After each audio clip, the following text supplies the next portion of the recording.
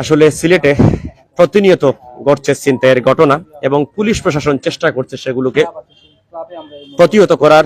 এবং সিএনজি দিয়ে সিলেটে দিন দুপুরে প্রকাশ্যে ছিনতাই করতে গিয়ে জনতার হাতে আটক হয়েছেন 2 ছিনতাইকারী এবং কোতোয়ালি থানার পুলিশ কর্মকর্তারা খবর পেয়ে চলে এসেছেন এবং তাদেরকে আইনি প্রক্রিয়া নেওয়া হবে। এবং আমরা জানানোর চেষ্টা করছি আসলে কেন তাদেরকে আটক করা হয়েছে। এখানে যারা এসেছিলেন তারা যেটি জানিয়েছেন যে সিএনজি দিয়ে তারা প্রথমে যাত্রী বেশে নিয়ে আসেন এবং পরবর্তীতে তারা যাত্রীর মোবাইল নিয়ে যেতে চান। তাদের সাথে আরো সহযোগীরা ছিল, আরো 2 থেকে 3 জন একটি চক্রবদ্ধ ছিল, কিন্তু দুইজনকে আটকের পর বাকিরা পালিয়ে যায় এবং পুলিশ প্রশাসন কিছুক্ষণের মধ্যেই তাদেরকে আইনি হেফাজতে নেবে। এবং যিনি ভুক্তভোগী তার সাথে আমরা কথা বলেছিলাম, তিনি যেটি বলছেন তার বক্তব্যটা আমরা একটু ফোন কলের মাধ্যমে আপনাদেরকে জানাচ্ছি। আমার ক্যামেরা তাদেরকে দেখছেন, তারা 2 জন ছিনতাইয়ের সাথে জড়িত এবং মানুষ তাদেরকে আটক করার সময় তাদেরকে জোরপূর্বক তাদের যে সিএনজি গাড়ি ছিল সেই সিএনজি গাড়িটি কিন্তু একেবারেই তছনছ করছে। এই 2 জন হচ্ছেন এরা প্রকাশ্যে দিন দুপুরে ছিনতাই করেন এবং আমরা যতটুকু জেনেছি এই এলাকায় এসে যে এরা আরো বেশি কর্মকাণ্ডের সাথে জড়িত। এটা তাদের নতুন কিছু নয়, তারা দীর্ঘদিন ধরে এরকম কাজ করে আসছেন এবং তারা এই সিলেট শহরে সিএনজি চালক, তারা সিলেটে সিএনজি চালানোর নামে তাদের এই চক্রবদ্ধটি কাজ করে। এবং এ বিষয়ে আমরা যে উপস্থিত রয়েছেন পুলিশ কর্মকর্তা তাদের সাথে আমরা জানাবো কি হয়েছিল। ভাই, ওনাদের সাথে যদি একটু সংক্ষেপে বলতেন আপনার সাথে কি হয়েছিল। আপনার নায়ারপুল যে পয়েন্টে আছে না? জি জি জি। হ্যালো, জি জি, নায়ারপুল পয়েন্টে, নায়ারপুল যে পয়েন্টে আছে, জি জি, পয়েন্টে আমি দাঁড়াইছি, রিক্সা থেকে নেমে ওখান থেকে আমি শিবগঞ্জ পয়েন্টে যাবো। জি জি। আমি সিএনজির জন্য অপেক্ষা করতেছি, তো একটা যাই হোক একটু পরে সিএনজি একটা আসলো, আসার পর সামনে ড্রাইভার আর পিছনে 2 জন। জি জি।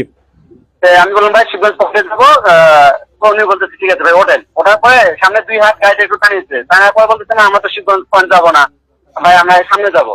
জি। সামনে কথা বলে আমাকে নামে দিল। আমি তো আমরা ফার্মাসিউটিক্যালে জব করি, আমি জিসকা ফার্মাসিউটিক্যালে আছি। জি। তো নামার পরে দেখতেছি আমার ফোন নাই, উনি অলরেডি গাড়ি টান দিয়ে চলে গেছে। জি জি। মহেন্দ্র গুলো একটা ওই সময় রানিং আছে, আমি লাভ দিয়ে গাড়ি চলছি ভাই, আমার মোবাইলটা চুরি করে নিয়ে গেছে সিএনজি পিছনটা ভাই একটু জানেন। তারপর সামনে যে একটা মিরাবাজার পয়েন্ট আছে, পয়েন্ট থেকে উনি আগরপাড়া গলি দিয়ে ঢুকছে। জি। আমি জাস্ট নামিয়ে দেখতেছি ওই একটা সিএনজি যাচ্ছে, আমি গাড়িকে একটু দৌড় দিচ্ছি, যেই আমি রানিং অবস্থায় হয়েছি ওই সিএনজি এমন জোরে রানিং দিতে ভাই, মানে প্লেন চালাচ্ছে, সামনে 2টা আপনার একজন মনে হয় যে ভাঙ্গেরি বিজনেস করে, ওনার গাড়িতে লাগাইতে গাড়িতে ভাঙে। তারা কয়জন ছিল একসাথে? একসাথে গাড়ির পিছনে 2 জন, ড্রাইভার একজন, মোট 3 জন ছিল। আচ্ছা আচ্ছা, তো ঘটনাটা কয়টার দিকে হবে আনুমানিক আজকে? এই তো ঘটনাটা ঠিক 2:10-এ। আপনার নাম কি এবং কি করেন আপনি? আমার নাম হচ্ছে সুমন আহমেদ, আমি জিসকা ফার্মাসিউটিক্যালে আছি সিনিয়র টেরিটরি অ্যাসোসিয়েট হিসেবে। আর আপনি যদি সম্ভব হয় তাহলে ঘটনাস্থলে আসেন, পুলিশ সেখানে আপনাকে চাচ্ছে বা এলাকাবাসী চাচ্ছে। আমি আসলে সকাল থেকে কিছু খাই নাই, আমি এইমাত্র আসলাম, এসে একটু রান্না করব।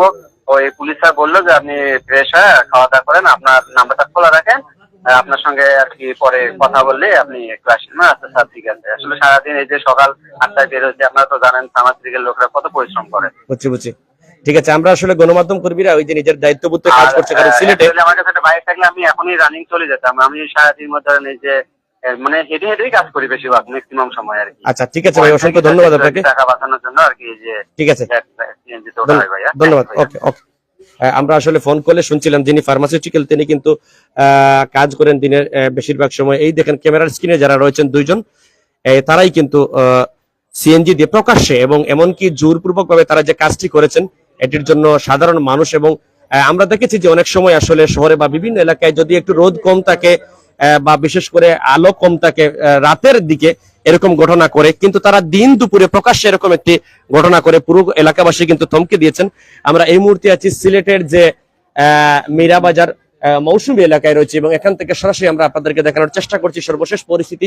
অনেকেই রয়েছেন এবং আমরা যেটি জানাতে চাই, এই ঘটনাটি যখনই ঘটে যে সিএনজি দিয়ে তাদের এই ঘটনাটি ঘটে, সিএনজি দিয়ে এই ঘটনাটি ঘটে তাদের এই দেখেন সিএনজি পাবলিক ধাওয়ার পর তারা সিএনজি যখন কন্ট্রোলের বাহিরে তারা গাড়িটি চালায় তখন কিন্তু সেটি ধাক্কা খায় একটি ভ্যান গাড়ির সাথে এবং এই সিএনজি একেবারেই চূর্ণ বিচূর্ণ হয়ে যায়, পুরো গ্লাসটা সবকিছু। এই সিএনজি দিয়ে তারা কিন্তু চোরাচালানের কাজে জড়িত ছিল। আমরা আসলে এই সিএনজি চালকের মালিক যিনি এই সিএনজি গাড়ি, তার সাথে আমরা যোগাযোগ করার চেষ্টা করছি, দেখি তিনি আসেন কিনা। এবং এলাকাবাসী অনেকেই ছিলেন, অনেকক্ষণ থেকে তারা আটক ছিল। এই হচ্ছে সিএনজির ভিতরের অবস্থা, এবং মানুষ উদ্বুদ্ধ হয়ে তাদেরকে যখন ধরতে যায় তখন তারা দৌড় দিয়ে মোটর সিএনজির ভিতরে থাকে এবং এই সিএনজির অনেক কিছু ভেঙে যায়। আমরা একটু এখানে অনেক বাচ্চারা আছেন, উৎসুক জনতা আছেন এবং অনেক মহিলারাও আছেন। আসলে পুরো এলাকায় একটি তন্তমে অবস্থা বিরাজ করছে এবং সিলেট শহরে দিন দুপুরে এরকম একটি ঘটনা অনেককেই ভাবিয়ে তুলছে যে আসলে মানুষের সাহস কোথায় যাচ্ছে। এবং আরেকটা বিষয় হচ্ছে আইন শৃঙ্খলা বাহিনী তৎপর এবং তারা তাদের কাজ চালিয়ে যাওয়ার চেষ্টা করছে এবং কিছুক্ষণের মধ্যে তাদেরকে আইনি হেফাজতে নেওয়া হবে। আমরা দেখছি যে এই এলাকার যারা নারী পুরুষ ছোট বড় সকলে রয়েছেন, সকলেই কিন্তু তারা এসেছেন এবং এই ঘটনাটি শুনে এসেছেন, ঘর থেকে বের হয়ে এসেছেন এবং পুরো চিৎকার এবং হাউমারে পুরো এলাকাটি কিন্তু একেবারেই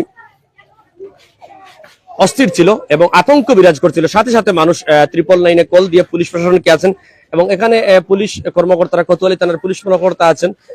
আমরা জানাতে চাই আসলে সিলেট শহরের ভিতরে বা সিলেট শহরের বাইরে এরকম কোনো ঘটনা ঘটে থাকলে আপনার সাথে সাথে বর্তমান বাংলাদেশ সরকারের আইন শৃঙ্খলার উন্নতির কারণে সাথে সাথে আপনারা 999 কল দেবেন এবং কল দিয়ে সাথে সাথে সর্বশেষ পরিস্থিতি জানাতে পারেন। আপনি যে কোনো জায়গায় থাকলে সাথের যে পুলিশ কর্মকর্তার জায়গা আছে, যে অফিস আছে বা ফাঁড়ি আছে পুলিশের, সেখান থেকেই কিন্তু আপনার কলটি রিসিভ করা হবে এবং খুব কম সময়ের মধ্যেই আপনার কাছে চলে আসা হবে। এবং আমরা যাচ্ছি ধীরে ধীরে সেই ঘটনাস্থলে। আসলে যেহেতু পুলিশের হেফাজতে, সেহেতু আইনি কারণে আমরা তাদের এই দুই ভুক্তভোগী যারা দুই অভিযুক্ত যারা রয়েছেন ছিনতাইকারী, তাদের আমরা বক্তব্য নিতে পারছি না। তবে আমরা এখানে পুলিশ প্রশাসন যিনি রয়েছেন কি জন্য আটক করলেন বা ওনার বক্তব্য কি তা আমরা জানার চেষ্টা করব। আপনি ছিলেন ভ্যানে, একটু আসেন, 1 মিনিট আসেন, একটু জানতে এদিকে একটু আসেন, একটু জানতে কি করছিল আজকে। মানে সকাল মনে হয় সময় 12টা একটু, দিনে 12টা একটু হবে। মানে আমি এদিকে যাইতেছি, হ্যাঁ, আরেকজনের পিছিয়ে ডাকতেছে সুর সুর সুর কইয়া। আমি ওই সামনে একটু আমি ওকে ডাক দিতেছি গাড়িটা থামাইতে, থামানা। পরে ভ্যান গাড়ি আটক করছে, আমার সুবিধা ভ্যান গাড়ি লইয়া শুনতেছে, আমার ভ্যান গাড়ি ভাঙ্গা ও একবারে আমার সুবিধা মারি উঠে যাইতেছিল। জি, কোন জায়গায় ওটা করছে? এটা এই যে সামনে, এটা নাম কি, আটপাড়া। আবার আসলেন, আগে কি ছিলেন এখানে?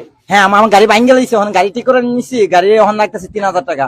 ওনারা তো আমার টাকা দেয় না, টাকা দেয় না। আচ্ছা আচ্ছা, আমার করছিল, আপনারা দেখছিলেন, ওদেরকে আটক কিভাবে করলেন মানুষ? মানে পিছ থেকে একজন ডাকতেছে সুর সুর সুর কইয়া, হ্যাঁ, আমি ভাবতেছি সুর সুর কইতেছে, হন দিয়ে সেঞ্জিরে মানে ইলাইতেছে, আমি সেঞ্জিরে আমি সিগন্যাল দিছি থামে না, আমি ভাবতেছি আমি তো থামান যাবো না, গাড়ি দিলে তিনি থামে দিকে, গাড়ি দিছে আমার সুবিধা একবার উড়ে যাইতেছে, আমি গাড়িতে আমি সরে গেছি। ওইখানে আমার গাড়ি ভাঙ্গি গেছে, আল্লাহর একটা হুকুম আছে, গরিব মানুষ এখানে গাড়িটা উল্টা দিছে। এলাকাবাসী 2 জায়গায় ওরা ধরছে, ধরার বাদে ওরা নিয়ে আইছি এখানে। কি জন্য আনা হলো?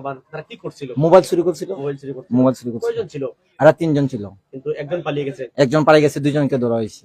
আর যার মোবাইল চুরি হয়েছিল উনি আমাদের সাথে ফোনে কথা, উনি একটি ফার্মাসিউটিক্যালে জব করেন।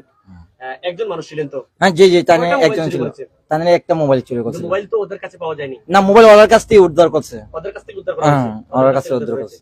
মানে প্রকাশ্যে এই যে আপনি একজন সারাদিন পরিশ্রম করে কাজ করেন, এরকম একটি ঘটনা, আপনাকে যেভাবে তারা গাড়ি চালাচ্ছিল, আপনি তো অ্যাক্সিডেন্ট করলে মারাও যেতে পারতেন। মানে তখন আগে মারা যাইতাম, আমাকে আর তুকাই পাওয়া যেত না, আমি যে গাড়ি না তো সরাইতাম, আমার তুকাই পাওয়া যেত না।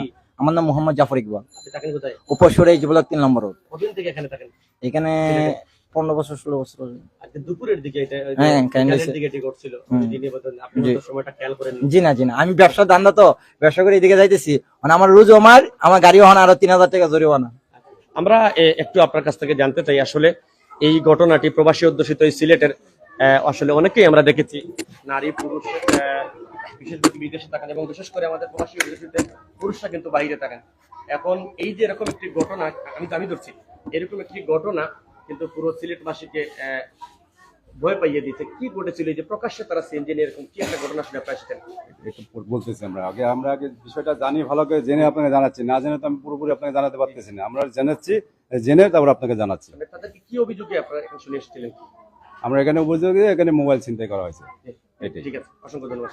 আসলে এখানে পুলিশ প্রশাসন কর্মকর্তা যিনি কোতোয়ালি তারা পুলিশ কর্মকর্তা টিএসআই মান্না যেটি জানালেন, তারা শুনেছেন এখানে ছিনতাইয়ের ঘটনা ঘটেছে এবং এটি জেনেই তারা কিন্তু এখানে এসেছেন এবং পরবর্তী তদন্তের পরে তারা কিন্তু পরবর্তীতে জানাবেন। তো এই ছিল আমাদের কাছে সর্বশেষ